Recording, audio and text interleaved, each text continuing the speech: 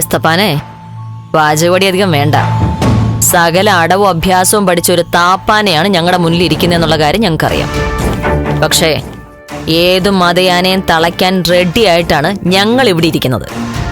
അയ്യോ മാഡം, ഇത്രയൊന്നും പറയേണ്ട കാര്യമില്ല. പോലീസുകാരെ ബഹുമാനിക്കുന്ന ആളാണ് എസ്തപ്പാൻ. മാഡത്തിന്റെ ചോദ്യങ്ങൾക്ക് ഞാൻ വ്യക്തമായ ഉത്തരം തരും. മുൻപ് ബുള്ളറ്റ് ജേക്കബ്, കരിമാടിയാജി, ഈ 2 പേരുടെയും കൊലപാതകത്തിന് പിന്നിൽ എസ്തപ്പാനല്ലേ എന്ന് പോലീസ് പറഞ്ഞു. പക്ഷേ ബഹുമാനപ്പെട്ട കോടതിക്ക് മനസ്സിലായി എസ്തപ്പാൻ നിരപരാധിയാണ്.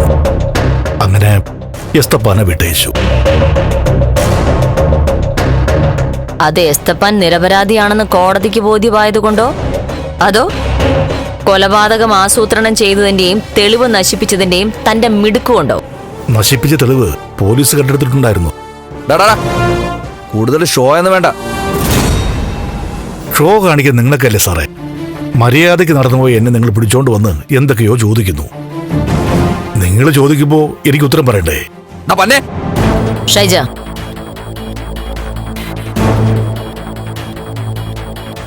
അപ്പോ ഞങ്ങൾ ചോദിക്കുന്നതിനൊക്കെ കൃത്യമായിട്ട് ഉത്തരം പറയും അല്ലേ? പറയാം മാഡം. എങ്കി പറ, ദേവിക എവിടെ? ഏത് ദേവിയ മാഡം? നന്ദന്റെ ഭാര്യ ദേവിയ. നന്ദനാർ സാറേ? നിനക്കറിയില്ലല്ലേ? സക്കീർ,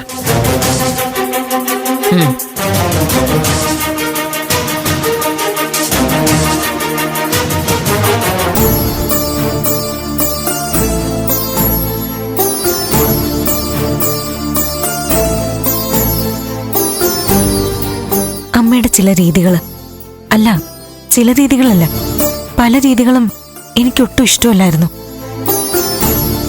പക്ഷേ ഇന്നിപ്പോ അമ്മ ജോലിക്ക് തിരിച്ചു കയറാൻ വേണ്ടി പോയിരിക്കുന്നു എന്നറിയുമ്പോ എന്തോ ഒരു വിഷമം.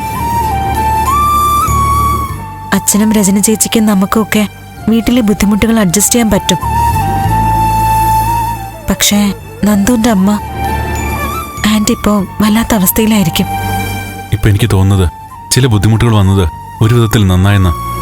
എന്നുവെച്ചാ അമ്മ കുറച്ചുകൂടി താഴേക്ക് ഇറങ്ങി വരും, മറ്റുള്ളവരുടെ അവസ്ഥകൾ മനസ്സിലാക്കും, കുറച്ചൊരു ദയ ഉണ്ടാവും.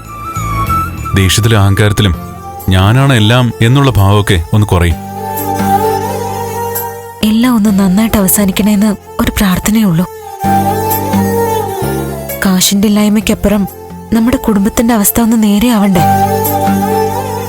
കേസ് അന്വേഷണം എങ്ങോട്ടൊക്കെയാ പോകുന്നതെന്ന് അറിയില്ല. ബലരാമൻ അങ്കിളുടെ അടുത്ത നീക്കവും അറിയില്ല.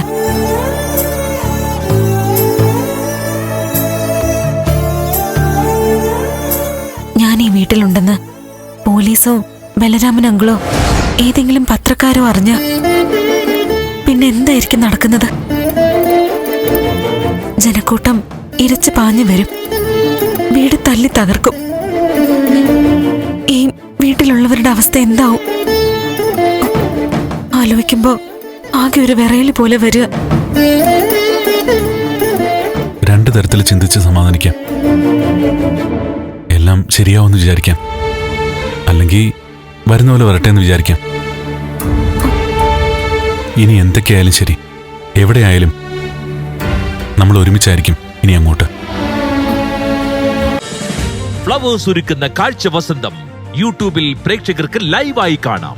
ഫ്ലവേഴ്സ് കോമഡിയിൽ ജോയിൻ ചെയ്യൂ, ആസ്വദിക്കൂ.